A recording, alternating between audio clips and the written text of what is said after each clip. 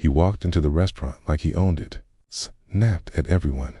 Then he turned to the black waitress, started insulting her in Mandarin, thinking she couldn't understand a single word. What she said next shut the entire place down and changed his life forever. Some nights, a restaurant is just a restaurant. Plates clink, orders are called, tips are counted. Other nights, it becomes a stage. Emily Carter had worked doubles all week at the Oak Room, an upscale steakhouse in downtown Charlotte. She was 29, polite to a fault, quick with refills, and carried herself with the quiet confidence of someone who had already seen worse than a rude table. That Thursday evening, a storm rolled in, not the weather kind, but the human kind. A powerful foreign investor, Chen Wei, arrived 30 minutes late for his own reservation, already furious about traffic, the rain, the fact that his usual table wasn't immediately available. He was in town to finalize a 9-figure acquisition deal. He expected the world to bend. When it didn't, he aimed his anger at the easiest target, the young black woman who came to greet him. He didn't know she spoke better Mandarin than most of his own staff back in Shanghai. What followed wasn't revenge. It was something far more powerful, dignity in 4 tones. Okay, this is the story of one table, one sentence, and the moment arrogance met its match. The Oak Room smelled of aged ribeye, garlic butter, and money. It was 7:42 p.m. on a rainy Thursday in late October. The dining room was 3/4 full. Business travelers in navy suits, couples on date nights, a few locals who liked to pretend they ate there regularly. The piano player in the corner was working through a soft rendition of Autumn Leaves. Everything felt expensive and under control, till the front door opened again. Chen Wei entered like a man being chased by bad news. Mid-40s, tailored charcoal suit, no tie, expensive watch half hidden under his cuff. His assistant, a nervous young man in his 20s, trailed 2 steps behind, clutching a leather folio and an umbrella still dripping. The hostess, Marisol, greeted him with her usual warmth. "Mr. Chen, welcome back. Your table is almost ready." Just a quick reset. Almost. Chen cut her off. His English was crisp, accented, but perfectly clear. Confirmed. 7:30. It is now. He checked his watch. 7:43. Do you understand what confirmed means? Marisol kept smiling, though it tightened. Of course, sir. It's just 1 minute more. Can I offer you a complimentary glass of wine at the bar while I, Dan, T, want wine? I want my table. The room didn't go silent, but conversations softened. Heads turned slightly. Regulars recognized the tone, the kind that usually ended with someone comping a dessert or writing a bad review. Emily Carter was wiping down a recently vacated deuce near the bar when she heard the exchange. She finished the table, tucked the cloth into her apron, and walked toward the host's stand, not because she was assigned to him, but because she could see Marisol's shoulders rising toward her ears. Emily had been at the Oak Room for 14 months. She worked hard, never called off, remembered regulars' drink orders. She also had a Bachelor-S in International Business from UNC Charlotte Unfinished Masters in Global Trade sitting on a shelf in her apartment, and had spent 2 years living in Taipei and Shanghai during college exchange programs and an internship. Mandarin wasn't a party trick for her, it was muscle memory. She reached the host stand just as Chen was saying, "Louder now. This is unacceptable." In Shanghai, this would not happen. Emily stepped forward, calm voice, eye contact, steady. "Good evening, sir. I'm Emily. I'll be taking care of you tonight. Your table will be ready in just a moment. In the meantime, may I bring you sparkling or still water, or perhaps the 2019 Barolo you enjoyed last time?" Chen turned to look at her fully for the first time. He saw a black woman in her late 20s, hair in a neat low bun, small gold hoop earrings, white button-down crisp despite 8 hours on her feet. He did not see someone who had debated trade tariffs in Mandarin during a seminar at Fudan University. He saw a waitress, and he was already angry. "Water," he said curtly. Then, under his breath, but loud enough for Emily and Marisol to hear, he muttered in Mandarin, "Yo, 一个什么都不懂的黑人服务员，浪费我的时间." Another clueless black server, wasting my time. The assistant winced. Marisol didn't understand the words, but she understood the tone. Emily didn't flinch. She simply nodded once, as if he had ordered in English. "Still or sparkling, sir?" Chen smirked, assuming she hadn't caught it. "Still," he said. "Hope she can at least bring the water correctly. Looking at how slow she is, probably can't even remember the menu." Emily turned smoothly toward the service station, filled a glass with still water, added a lemon slice exactly the way he liked it. She remembered from the one previous time he'd been in her section, and returned. She set the glass down gently. "Nina Shrey, Senshin. No ice, as you requested last time." Chen froze mid-sentence to his assistant. His eyes snapped to her face. "The voice you selected does not support this language. Please click the upper right corner to switch to another voice. Your table will be ready in just a moment, because the previous guests added an extra entree. We're finishing the reset. To make your evening more comfortable, I've already asked the kitchen to prioritize your usual black pepper fillet. If you'd like to adjust the menu or see the wine list first, I'm at your service." The dining room had gone noticeably quieter. A few nearby tables had stopped eating altogether. Chan's face drained of color, then flushed red. His assistant looked like he wanted to disappear into the carpet. Emily waited, polite, unruffled, hands clasped in front of her apron. Chen opened his mouth, closed it. Finally, an English voice much smaller. "Thank you." Emily gave the smallest nod. "I'll let you know when the table is ready, sir." She turned and walked away. Steady stride. No drama, no smirk. Behind her, Chen sat down hard on the bar stool Marisol had guided him to. He stared at the water glass like it had personally betrayed him. The piano kept playing, but no one in the room was listening to the music anymore. The silence that followed was thick, almost tangible. Chen Wei remained seated on the bar stool, the untouched glass of water in front of him. His assistant, who until then had only stared at the floor, risked a quick glance at his boss. He said nothing. There was nothing to say. Across the dining room, Emily continued her work as if nothing had happened. She delivered an order to table 14, refilled an empty bread basket, smiled at a couple asking for the check. Every movement was precise, professional, no forced rush, no provocative slowness. She didn't need to prove anything else she already had. But the entire restaurant knew something had shifted. Two servers who understood a little Mandarin exchanged looks behind the service station.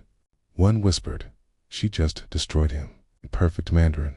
The other, polishing glasses, replied softly, "She didn't destroy him. She just reminded him who he was dealing with." At the bar, Chen finally picked up his phone. He typed something quickly, maybe a message to someone in Shanghai, maybe just to give his hands something to do. His face still carried the flush of embarrassment, but now mixed with something else, curiosity, or perhaps reluctant respect. 5 minutes later, Marisol returned to the bar. "Your table is ready, Mr. Chen." He stood without a word.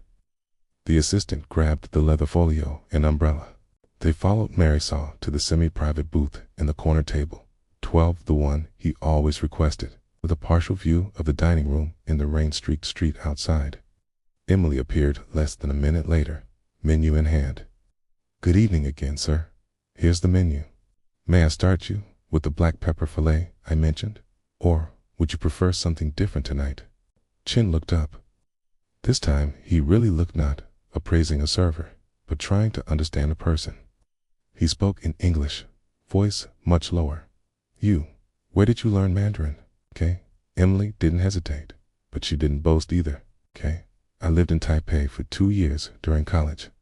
Then I did an 18-month internship in Shanghai in international trade. I also studied a semester at Fudan." Chen blinked. "Fudan?" "Yes. Department of Economics and International Trade. He nodded slowly, processing. And now, you work here. Emily gave a small smile, not bitter, just calm. Now I do. Life takes turns, but the language stays. Chen stared at the menu without really reading it. I apologize for what I said earlier. It was disrespectful. Emily tilted her head slightly. Thank you for saying that. Fresh water. He almost laughed a short, nervous sound. Yes, please. She stepped away to refill the pitcher. When she returned, Chen had decided on his order. Black pepper, filet, medium rare, grilled vegetables, and a bottle of the 2019 Barolo you mentioned. Very good. Anything to start? The chef has a scallop amuse-bouche tonight. Perfect. As Emily wrote it down, Chen added, almost hesitantly, may I ask? Did you finish your graduate studies? No, I had to pause. Family matters. But I plan to go back someday. Chen was quiet for a moment. I understand. The dinner proceeded with a strange kind of normalcy. Chen ate slowly, spoke little to his assistant, who looked relieved not to be the center of tension anymore. Every now and then, his eyes searched for Emily in the dining room, not with anger, but with a kind of quiet fascination. When she brought the main course, he asked, you speak other languages? Besides English and Mandarin? Fluent Spanish? Some French? Basic Japanese? Enough to survive in Tokyo? Chen raised his eyebrows. Impressive. Thank you. But here, the important thing is that the steak comes out at the right temperature. He smiled, genuine this time. Small, but real. She brought the check Barolo, properly itemized. Chen signed the corporate card receipt and left a generous tip, not ostentatious enough to feel like a bribe, clearly well above standard. Before standing, he pulled a business card from his inside jacket pocket. My name is Chen Wei. I'm the Director of International Development at Sino Global Partners. We're opening an office in Charlotte next year. U.S. expansion. He extended the card. If you ever want to talk about opportunities, reach out. Emily accepted the card with both hands, a polite gesture she'd learned in Shanghai. Thank you, Mr. Chen. I'll consider it. He nodded. Good night, Miss Carter. Good night. He left with his assistant shortly after.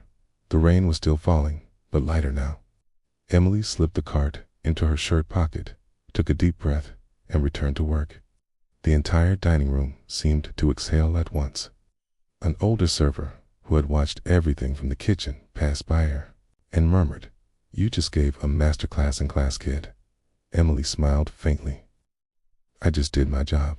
But deep down, she knew it was more than that. For the first time in a long while, someone had seen her beyond the uniform. And maybe, just maybe, it was the beginning of something bigger. The rest of Emily's shift passed in a strange, electric hum. Word had spread fast among the staff. By the time she cleared table 12's plates, every server, busser, and even the line cooks knew the story. The arrogant investor, the Mandarin insults, the flawless comeback. No one said it out loud near guests, but the glances she got were different, no respectful, a little odd. It's the way people look at someone who just walked through fire and came out untouched. She didn't let it change her rhythm. She still double-checked every order ticket, still smiled at the elderly couple who always tipped exactly 18%, still thanked the dishwasher by name when he handed her a clean water pitcher. But inside, something had loosened. For years, she'd kept her past folded away like an old resume, something that didn't belong in the present. Tonight, it had unfolded itself without permission. Around 10:15 p.m., the dining room began to thin. The piano player switched to slower ballads. Rain tapped the windows like polite applause. Emily was resetting a four-top near the entrance when Marisol approached, eyes wide. He left something for you. Emily turned. Marisol held out a small cream envelope, no logo. Just her first name handwritten in neat black ink. Emily. She took it carefully. Inside was a single sheet of hotel stationery from the Ritz-Carlton uptown, folded once. Miss Carter, I have thought carefully about our brief conversation tonight. Snow Global Partners will launch our North American headquarters in Charlotte in Q2 next year.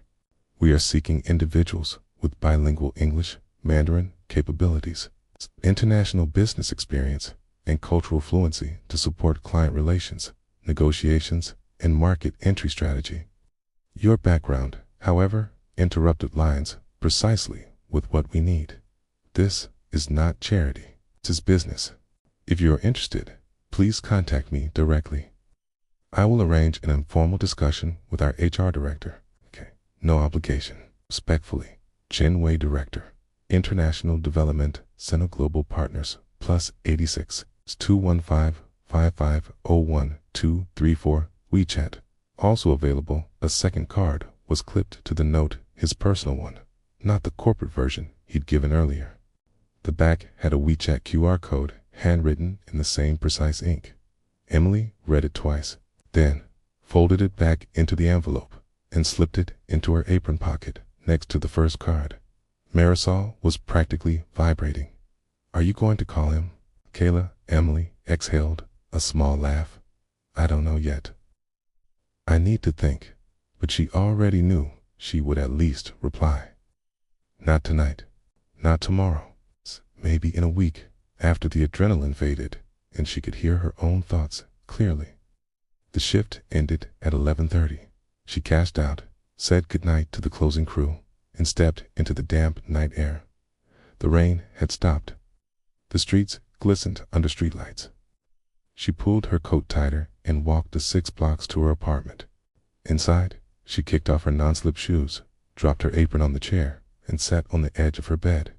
The envelope stared back at her from the nightstand. She pulled out her phone and opened WeChat, an app she hadn't used in almost 3 years. The interface felt familiar, comforting even. She scanned the new QR code. A contact request appeared almost instantly. Snow Global. She accepted. No message followed right away. She didn't send one either. Instead, she opened her laptop and searched her name in an old folder labeled Resume Archive. The last version was dated 4 years ago. Emily Carter, BS International Business in Progress, exchange student, National Taiwan University, intern, Shanghai International Trade Center, Mandarin, professional working proficiency, self-assessed. She stared at the document for a long time. Then she opened a blank email. Subject: Re-opportunity discussion. Charlotte expansion. She didn't write much. "Dear Mr. Chen, thank you for your note and for your kind words tonight. I appreciate the offer and would be open to an informal conversation about the role you described. Please let me know a convenient time for you or your HR team. I am available most weekday evenings after 6 p.m. Best regards." Emily Carter. She attached the archived resume, updated with her current contact info, in a single new line under Experience. Server, The Oak Room, Charlotte, NC 2024, present, delivered high-level customer service in a fast-paced, fine dining environment. Maintained composure and professionalism under pressure. She hit send before she could second-guess it. The email wished away. Emily closed the laptop, lay back on the bed, and stared at the ceiling. For the first time in years, the future didn't feel like something she was surviving. It felt like something she might actually step into. Across town, in a quiet suite at the Ritz-Carlton, Chen Wei's phone lit up with a notification. He read the email once, then again. Small, satisfied smile crossed his face. He typed a quick reply. "Ms. Carter? Excellent. I will forward your information to our HR director tonight. Expect contact within the next 48 hours. Thank you for your consideration. CWHE." Set the phone down and looked out at the city lights. Sometimes, he thought, the most valuable deals aren't the ones signed in boardrooms. Sometimes, they start at a corner table, over a medium rare filet, in a moment of unexpected grace. 48 hours felt like 48 minutes. Emily kept her phone face down on the kitchen counter while she made breakfast: scrambled eggs, toast, black coffee, the way she liked it, strong and bitter. She told herself she wasn't waiting, she was just living. But every time the screen lit up with the notification, Her pulse jumped anyway. He came at 10:17 a.m. on Saturday morning. An email from HR@sinoglobalpartners.com. Subject: Invitation to an informal discussion. Charlotte office role. She opened it, standing at the sink. Water still running over the frying pan. Dear Ms. Carter, Mr. Chenway has forwarded your information and expressed strong interest in your background. We are currently recruiting for a client relations and market entry specialist position in our soon-to-launch Charlotte office. The role requires bilingual English Mandarin proficiency, prior international business exposure, and strong interpersonal skills qualities, Mr. Chen noted during your recent interaction. We would like to schedule a 30 to 45-minute virtual conversation with our North America HR lead, Ms. Li Mei, and possibly Mr. Chen himself, to discuss the opportunity in more detail. Please reply with your availability over the next 2 weeks. We are flexible with evenings to accommodate your current schedule. A brief job description is attached for your reference. We look forward to hearing from you. Best regards, Li Mei, HR Director, North America, Sino Global Partners. Emily read it twice. Then she opened the attachment. The job description was 3 pages. Responsibilities included managing key client relationships with this and Chinese firms, supporting negotiation preparation, conducting market research for expansion projects, coordinating cross-cultural training sessions, and acting as a cultural bridge during high-level meetings. Required bachelor's degree, advanced degrees, preferred.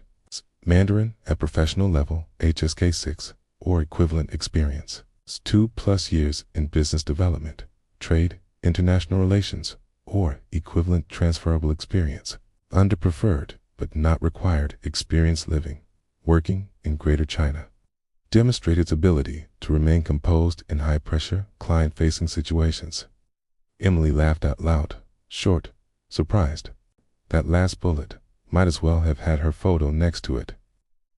She sat at the small table by the window, sunlight cutting across the email on her screen. Part of her wanted to reply immediately, yes, I'm available tonight. Another part, the one that had spent 4 years telling herself the dream was over, whispered, slow down. You don't even have the degree finished. They'll see the gap and pass. She closed the laptop, took a walk. Charlotte in late October was crisp breeze, turning gold and red. Air smelling faintly of wood smoke from someone's fireplace. She walked past the park where she used to study during college, past the coffee shop where she'd once met her Shanghai internship supervisor for coffee. Memories layered over each other like old photographs. By the time she got home, the hesitation had settled into something clearer. Curiosity. She replied that afternoon. Dear Ms. Li, thank you for reaching out and for the detailed job description. I am very interested and would be happy to discuss the role further. I am available most weekday evenings after 7 p.m. EST or weekends with advance notice. Please let me know what works best for your team. Looking forward to speaking with you. Best, Emily Carter. The response came within an hour. Excellent. Would Tuesday, October 29th at 8 p.m. EST work? We will send a Zoom link 24 hours in advance. Mr. Chen will join for the first 15 minutes to personally introduce the conversation. Warm regards, Li Mei. Tuesday, 3 days away. Emily spent them the way she always did. Shifts at the Oak Room, early mornings at the gym, evenings reviewing old notes from her feuding classes, and refreshing her Mandarin listening practice with podcasts. She didn't tell anyone at work not yet. It felt too fragile, like saying it out loud might make it disappear. Tuesday evening arrived, clear and cool. She sat up at her kitchen table, laptop open, good lighting, a glass of water, no ice. Resume printed, just in case. The 2 business cards propped against her coffee mug like talismans. At 7:58 p.m., the Zoom link pinged. She clicked. The screen filled with a professional background's Sinoglobal logo, Shanghai skyline behind a virtual desk. Li Mei appeared first, late 30s, sharp bob, warm smile, navy blazer. Good evening, Ms. Carter. Thank you for joining us. Good evening, Ms. L. Please call me Emily. Of course. Mr. Chen will join shortly. 30 seconds later, Keenway Square appeared beside Li Mei's. Same charcoal suit, different tie-red silk, subtle pattern. He nodded once. Miss Carter. Good to see you again. Mr. Chen, thank you for this opportunity. The conversation began formally. Li Mei asked about her experience in Shanghai, her coursework at Fudan, why she paused her studies, what drew her to international business in the first place. Emily answered steadily honest about the family emergency that pulled her back to the U.S., her mother's cancer diagnosis. Now in remission, honest about how waiting tables had sharpened her ability to read people and diffuse tension. Chen listened more than he spoke. When he did speak, it was direct. You handled a difficult moment with exceptional composure the other night. That is not common. In our line of work, clients can be demanding. Cultural misunderstandings happen frequently. We need someone who can navigate them without ego. Emily met his eyes through the camera. I found that staying calm and speaking someone's language literally or figuratively usually resolves more than confrontation ever does. Kun gave a small nod, almost imperceptible. We would like to move you to the next step, an in-person interview at our temporary Charlotte office next month, once we have the space finalized. If all aligns, we can discuss a formal offer. Emily's heart thudded once, hard. I'd be honored. The call ended at 8:52 p.m.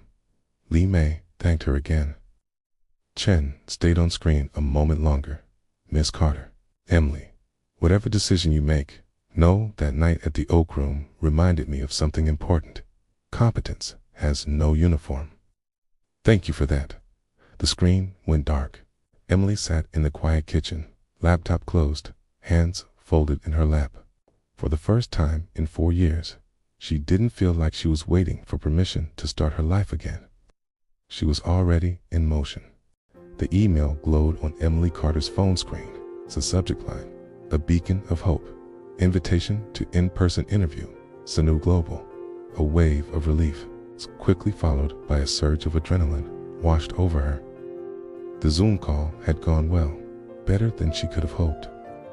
She'd connected with the hiring manager, felt a real spark of mutual understanding. But this was the final boss, the in-person interview. This was where potential turned into reality. For the next 3 days, Emily's apartment transformed into a strategic command center. Her laptop was open to a dozen tabs, Global's latest projects, their quarterly reports, profiles of the department heads she might meet. She rehearsed answers to every conceivable question, from tell me about yourself to where do you see yourself in 5 years. She spoke them aloud to her reflection, refining her phrasing, making sure her passion sounded authentic, not rehearsed. She even practiced her handshake in the mirror, aiming for that perfect balance of firm and friendly. She laid out her outfit the night before, a tailored navy blue suit, a crisp white blouse, and sensible, polished heels. It was professional, understated, and screamed, I am ready for this. Sleep didn't come easy. Her mind raced with what-ifs and worst-case scenarios, but she pushed them away, focusing on deep, steady breaths. She envisioned herself walking into the office, confident and calm. The morning of the interview, Emily was up before her alarm. A light breakfast, a final review of her notes, and one last look in the mirror. You've got this, Carter, she whispered to her reflection. She left her apartment an hour earlier than necessary. The subway ride felt surreal, the familiar rumble of the train, a counterpoint to the frantic beating of her heart. She arrived in the lobby of the gleaming Global Tower a full 45 minutes early. Instead of going straight up, she found a small cafe across the street, ordered a chamomile tea, and just watched. She observed the employees flowing in and out of the building, their determined strides, their focused expressions. This was the world she wanted to be a part of. Okay. At 10 minutes to 10, she walked into the lobby. The air was cool and smelled faintly of success and expensive cleaning products. Emily Carter "Here for a 10 o'clock interview with Mr. Jung," she announced to the receptionist, her voice betraying none of the nerves churning in her stomach. She was led to a waiting area with a panoramic view of the city. The height was dizzying, but Emily found it centering. It was a reminder of the heights she was trying to reach in her own career. She sat back straight, hands resting on her portfolio, and breathed. She remembered a piece of advice her mentor once gave her. The most important thing you can bring to an interview is composure. Knowledge they can see on your resume. Personality they can gauge in conversation. But composure, that shows them you can handle pressure. A few minutes later, a woman with a warm smile appeared. "Emily, I'm Sarah, Mr. Jung's assistant. He's ready for you." The interview room was bright and modern, dominated by a large mahogany table. Mr. Jung stood to greet her, extending a hand. His handshake was firm, just as she practiced. He was older, with kind eyes and a sharp suit that mirrored her own professional attire. He was joined by two other department heads, a man named David and a woman named Maria. The panel, the final hurdle. The interview began. The questions were tough, as expected. They delved deep into her resume, questioning her about specific projects, asking her to elaborate on her role and the results she achieved. They threw situational questions at her. "Describe a time you dealt with a difficult team member. Okay, and how would you handle a project with a rapidly approaching deadline and limited resources?" Emily answered each question thoughtfully. She didn't rush. She drew on the stories she had prepared, linking her past experiences to the specific needs of the role at Global. She talked about her passion for global logistics and her admiration for Global's innovative approach. She wasn't just answering questions. She was telling a story about why she was the perfect fit for them and why they were the perfect fit for her. She made eye contact with each of the interviewers, making sure to engage them all. When David asked a particularly challenging technical question, she took a moment, gathered her thoughts, and walked him through her logical process, even admitting where she might need to consult with a subject matter expert. It was a moment of honesty that seemed to land well. Then, it was her turn. "Do you have any questions for us?" Mr. Jung asked. Emily opened her portfolio. "I do, thank you." She had prepared a list of insightful questions, not just about the role, but about the team culture, the company's future direction, and opportunities for professional development. This was her chance to show she wasn't just looking for a job. She was looking for a career. The interviewers seemed impressed by her curiosity and foresight. The conversation shifted, becoming less of an interrogation and more of a collaborative discussion. For a moment, it felt like she was already part of the team. The interview concluded with handshakes and polite smiles. "We'll be in touch within a week," Mr. Jung said. "Thank you for coming in, Emily. It was a pleasure to meet you." Walking out of the building and back into the bustling city, Emily felt a strange sense of calm. She had done it. She had given it her absolute best. Whether she got the job or not, she could be proud of her performance. The outcome was out of her hands now. The week that followed was excruciating. Every email notification made her heart leap. Every phone call from an unknown number sent a jolt of anxiety through her. She tried to keep busy, but her thoughts kept drifting back to that room, replaying the conversation, second-guessing her answers. Had she been too confident? Not confident enough. Then, on Thursday afternoon, an email arrived. The subject, offer of employment, Global. Emily's breath caught in her throat. Her hands trembled as she clicked it open. She read the words, then read them again, and a third time, letting them sink in. An official offer letter was attached. The salary was more than she had hoped for. The start date was in 2 weeks. She stood up from her desk, a slow smile spreading across her face. Then, a laugh escaped her lips. It started as a small chuckle and grew into a full, joyous laugh of pure, unadulterated triumph. She spun around in her small apartment, a whirlwind of relief and excitement. All the preparation, the anxiety, the sleepless nights had all been worth it. She grabbed her phone and scrolled to her mom's number. As the phone rang, she walked over to her window and looked out at the city skyline. It looked different now. It no longer seemed like an intimidating wall of glass and steel. It looked like a world of opportunity. Her world. "Mom," she said, her voice thick with emotion, tears of joy welling in her eyes. "I got it. I got the job." That evening, Emily didn't look at reports or practice interview questions. She went for a long walk as the sun set, the city lights beginning to sparkle. She felt a profound sense of accomplishment, not just for getting the job, but for facing the challenge head on. She had prepared, she had performed under pressure, and she had won.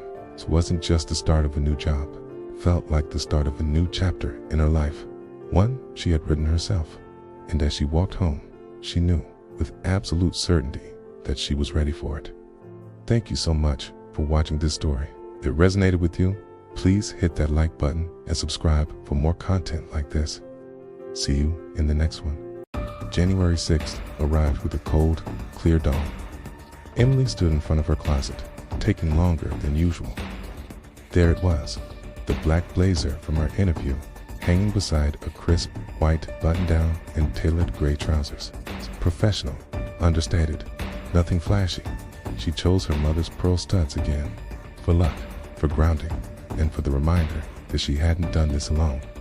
She arrived at the Uptown Tower at 8:45 a.m. The lobby security guard smiled, already expecting her. "Welcome to Center Global, Miss Carter." He handed her a temporary badge. The elevator ride to the 14th floor felt like it was over in a flash. The office was no longer a temporary space. Sleek desks and glass-walled meeting rooms had replaced the empty floor. There was even a small tea station with proper Gaiwan sets. A few early employees, mostly bilingual analysts and operations staff, nodded politely as she passed. Some smiled with a hint of recognition. It seemed the story of the waitress who spoke perfect Mandarin had made the rounds. Lee May met her at reception. "First day. Nervous?" she asked, a friendly glint in her eyes. Emily gave a small smile, a little, but ready. "Good. Come with me." The morning was a whirlwind of onboarding. She upgraded her temporary pass to a permanent one, set up her new laptop, and got a tour of the space. Her desk sat near a window with a stunning view of the city skyline. It wasn't extravagant, but it was hers. Small nameplate already waited. Emily Carter, Client Relations and Market Entry Specialist. The title felt real, solid. Just as she was starting to settle in, around 10:30, Chen Wei appeared at her cubicle, settling in. He asked, "Yes, thank you," Emily replied. "Everything is impressive." He nodded toward the conference room. "Join me for a few minutes." Inside, it was just the two of them. He closed the door, creating a pocket of silence in the busy office. There was no agenda, no HR representative. "I wanted to say something before the day gets away from us," he began. Emily waited, her heart beating a steady rhythm. "That night at the Oak Room," he said, his voice measured. "I walked in angry at everything except the one thing that mattered, my own behavior. I spoke to you in a way I would never speak to a colleague or a peer. I assumed, I dismissed, okay, and you could have let me walk away, humiliated or worse, escalated it. Instead, you chose precision. Grace, you corrected the moment without destroying the man." He paused, letting the words hang in the air. "I have thought about that a lot since then. In our work, we deal with power imbalances, everyday, cultural, financial, linguistic. The people who succeed here aren't the loudest or the most aggressive. They're the ones who can read a room, speak the necessary language, and still keep their dignity intact. Okay, you did that without hesitation." Emily felt the weight of his words settle somewhere deep inside her, filling a space she didn't know was empty. "Thank you for seeing that," she said quietly, "and for giving me the chance to prove it again." A rare, full smile spread across Chen's face. "You're not proving anything anymore. You're contributing. We have our first major client meeting next week, potential joint venture with a U.S. logistics firm." They'll bring their Shanghai team, like you to co-lead the cultural briefing and sit in on the negotiation table. Emily's breath caught for half a second. This was it. This was real. I'd be honored, she managed to say. He stood up. The meeting concluded. Li Mei will send you the prep materials this afternoon. Welcome to the team, Emily. The rest of the day passed in a productive blur of introductions, system logins, and the quiet, exhilarating thrill of opening folders labeled confidential Q1 projects. She ate lunch at her desk takeout bow from a place down the street while reviewing market reports. One screen in Mandarin, the other in English. At 5:45 p.m., she powered down her laptop, slipped on her coat, and walked to the elevator. A few new colleagues waved goodbye. An analyst named Wei called out, "See you tomorrow, Emily." She smiled back, the words feeling natural. Right? See you tomorrow? Outside, the winter sun was setting, painting the glass skyscrapers in hues of orange and gold. She pulled out her phone and sent a text to her mother. First day done. It felt right. It's like coming home to a place I didn't know I missed. The reply came almost instantly. Proud doesn't even cover it. Dinner at my place Sunday. Bring stories. Emily typed back. Wouldn't miss it. She walked to her car, a temporary badge, now a permanent fixture in her wallet. Chan's words still echoing in her mind. Sometimes, life doesn't give you second chances in the form of grand apologies or dramatic gestures. Sometimes, it gives them in the form of a business card, a quiet conversation. It's a simple decision to show up as your full self, even when the world expects you to be less. Emily started the engine, the quiet hum filling the car. The road ahead wouldn't be straight or easy. She knew there would be long flights, late nights, and delicate cultural tightropes to walk. But she wasn't walking it in a waitress uniform anymore. She was walking it in her own name, and that made all the difference. What do you think made the biggest difference in Emily's journey? Was it luck, skill, or her character? And let me know your thoughts in the comments below. Thank you for watching, and if you enjoyed this story, please like and subscribe for more. We'll see you next time.